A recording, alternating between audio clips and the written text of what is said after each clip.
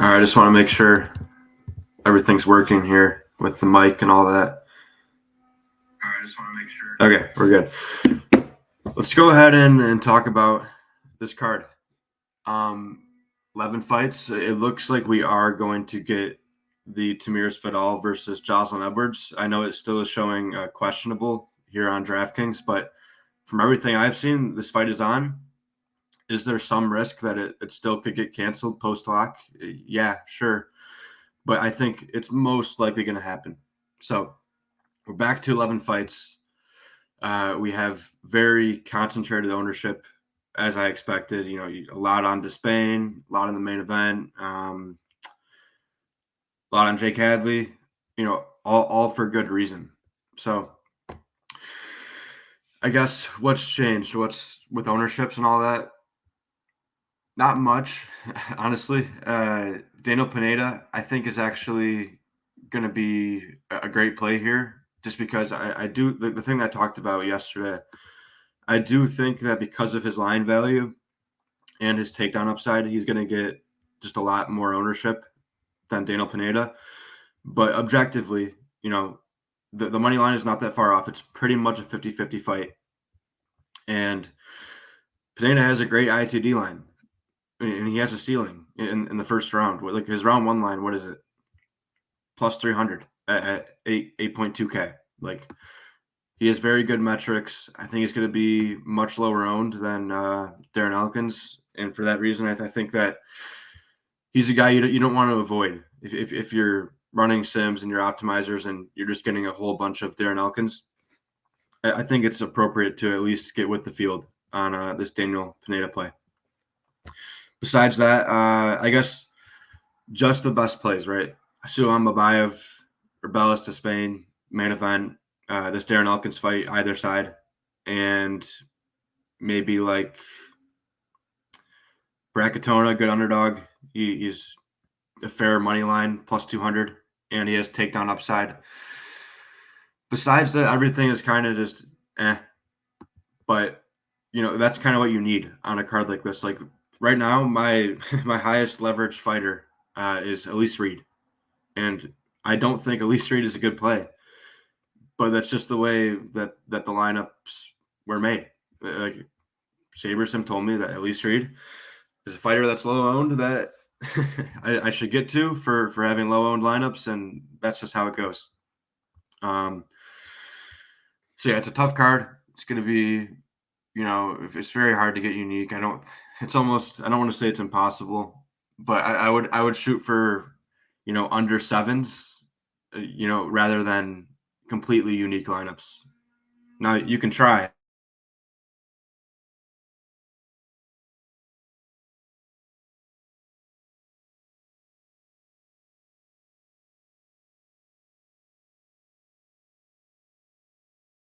I wrote down a few of my favorites. So the first one, Kyler Phillips, upcoming prospect in this division, big favorite. I think he's even minus 600 now. Minus 600, yep.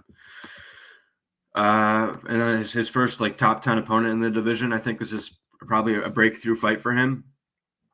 So I like that a good bit. And then Rebellis to Spain, his hype did crash down a bit after his last fight, not being able to defend a takedown. But at the end of the day, it's the heavyweight division. He can run through like 3 knockouts. He's in the top 10. He's a guy that they want to get on these pay-per-view cards. He has a fun style. And he's a big favorite. Great round one line. I just think the upside is there on prediction strike. There is risk that he goes in there and gets taken down a bunch of times once again, and the hype is like completely dead. But at the same time, I think the upside is big. So I think he's a good target, maybe a little bit risky, but I certainly do like him this week. And then I think, was there any more? No. The main event, there's no doubt that I think the main event winner will get a ton of hype. But the problem is I'm just not really confident in who wins. So if you do have a read on the fight, I think it's a good one to target on prediction strike. But if you don't, then I would probably stay away from it. I'm personally staying away from it, but I just thought I would include it because it does have upside. It's just I don't have enough of an edge as to who's going to win. What else is there to talk about? There's not really much. I'm just going to open up to questions. It's really a straightforward slate this week. It's like the best plays don't really matter. It's all about, how you play them. And, that's really it. Props. Props. Okay. So for pick six, I'm going to assume you're pick six, right? So Gene Matsumoto, I think so he's minus 220, right? His ITD line plus 300 or so. And he's pretty much a pure striker. And if anything, Bragatone is going to be the one pushing the takedowns in this matchup. So I really don't see a high fantasy output for Gene Matsumoto. I don't even know his pick six line, but I'm assuming that'll look good. Let me actually open it up real quick. So Gene Matsumoto, pick six, MMA. 87.5. Yeah, I think that's probably too high. Let's just do a quick little calculation here. Gene Matsumoto, where was it?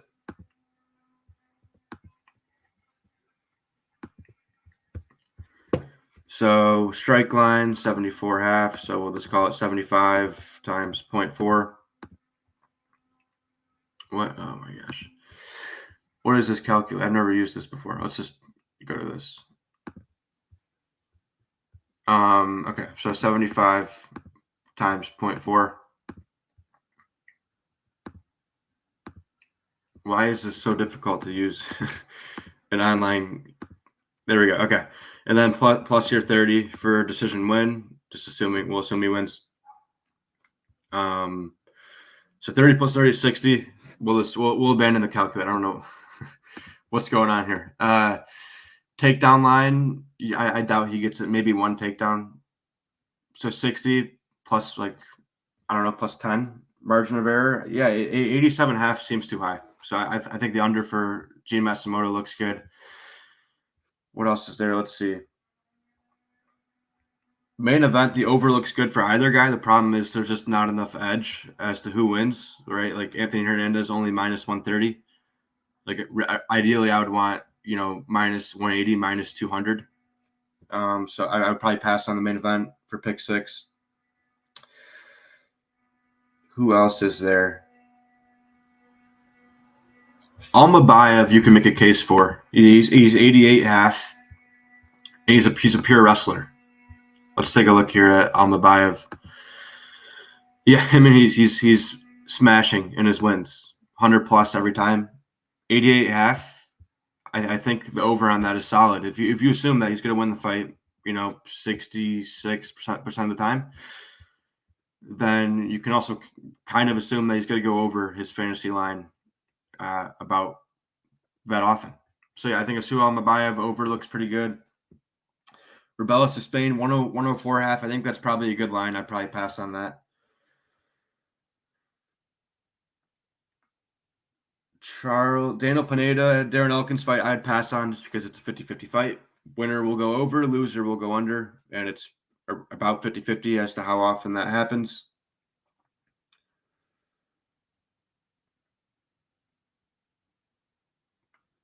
Besides that, I guess Charles Johnson, let's see. Minus 260 money line.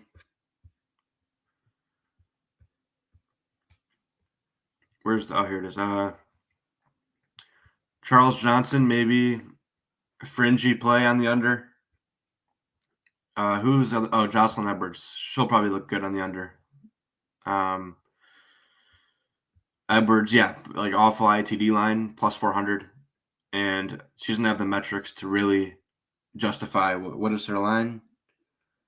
Or it's only 79.5. Still, 54 strikes.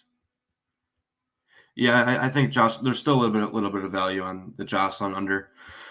So yeah, I mean, it's pretty much the same kind of strategy I always talk about. Look for favorites who don't have high upside, and in general for this card, that's who was I talking? Gene Matsumoto, I think, is probably the strongest play, and then Asu is probably a guy that you'd want the over on, and then besides that, Edwards and Johnson, I'd lean the under.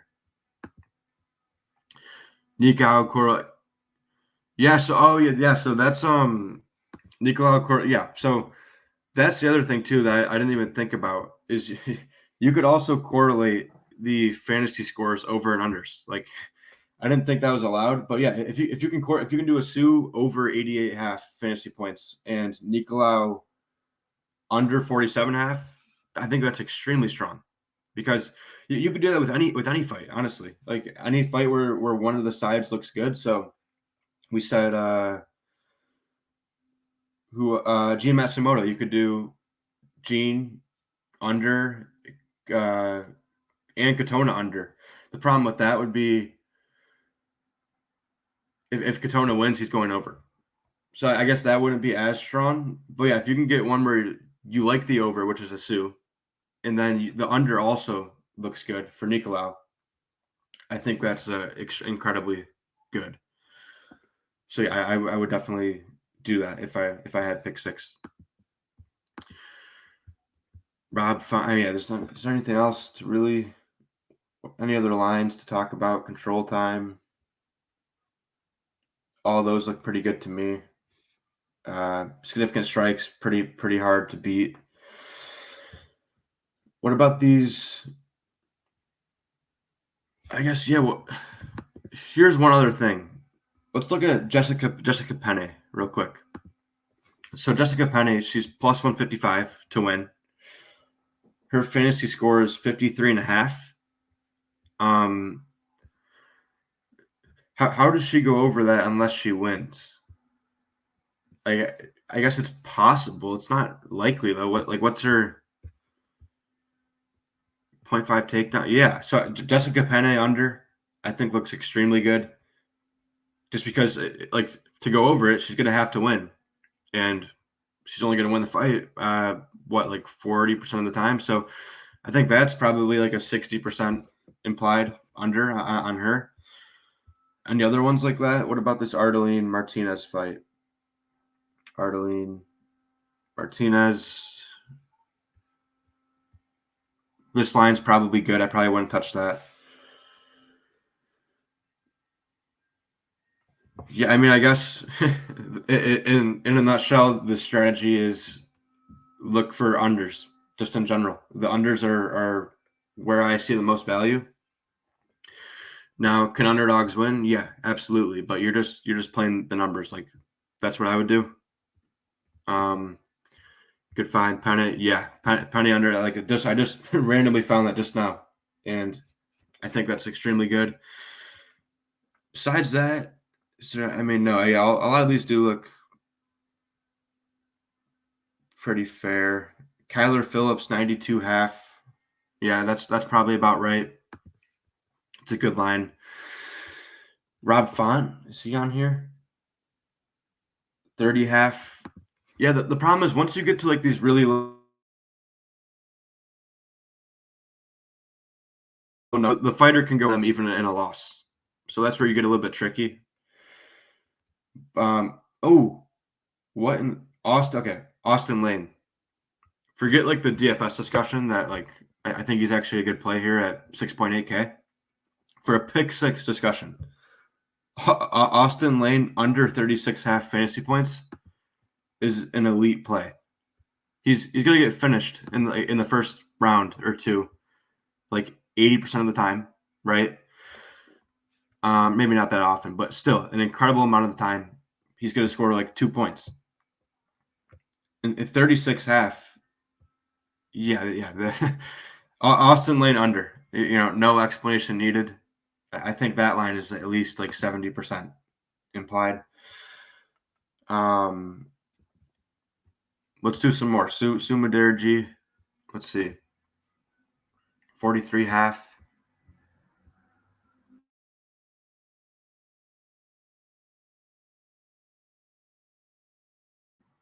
Yeah, I mean, I don't know what's going on with these underdog lines because, like, yes, if the underdogs win, they're going to go way over their fantasy line here. 43.5. If Suman wins the fight, he's going to have like 70, 80, like whatever he has. It's going to be way over that. But when he's under, 43.5, 65 strikes, okay, no takedown upside whatsoever. I don't see how he's 43.5 as like a median. I think there's value on the under there. So I mean, like in general, I just think there's value on like a ton of the unders here. I think we already found 6 picks. But if not, just message me and we'll try to find some more. But I think that'll do it unless there's any last minute questions. I'll stick around here for a couple more minutes, but all under. Yeah, I just think there's just incredible value. It's like looking through this, it doesn't make sense to me why these numbers are what they are. Like they should be lower, or it's hard to make a median projection for MMA in general. So I mean, I guess like I don't know how I would solve this if I were them, but to me, it's very obvious that the unders are good on just about every fighter. Obviously, be careful on the ones that they aren't. Like the main event, we said Rebeles to Spain, 104.5. That's a really tough line. Even with a first round finish, you never know. He could still go under that. So yeah, to just go with the ones that are really obvious. Leave the ones that are like 50-50. Just leave them alone. That's all I really have. Let me just check for the median. Yeah, right. Yeah, I don't know how you would really solve like if I was making okay, let's just do like one more example. Gia Matsumoto. If I was doing a median projection for him, I would probably just take his strike line, take his takedown line, and just assume he wins a decision. And that would probably be my median projection. Right.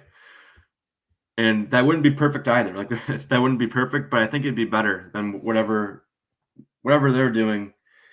It's good as like an average projection, but I don't think it's good as like a median, if that makes sense. So, yeah, I think that'll do it for the stream. If anyone has any last minute questions, just let me know. Best of luck to everyone. It's going to be, not a very exciting slate because there's going to be so many dupes, more than likely.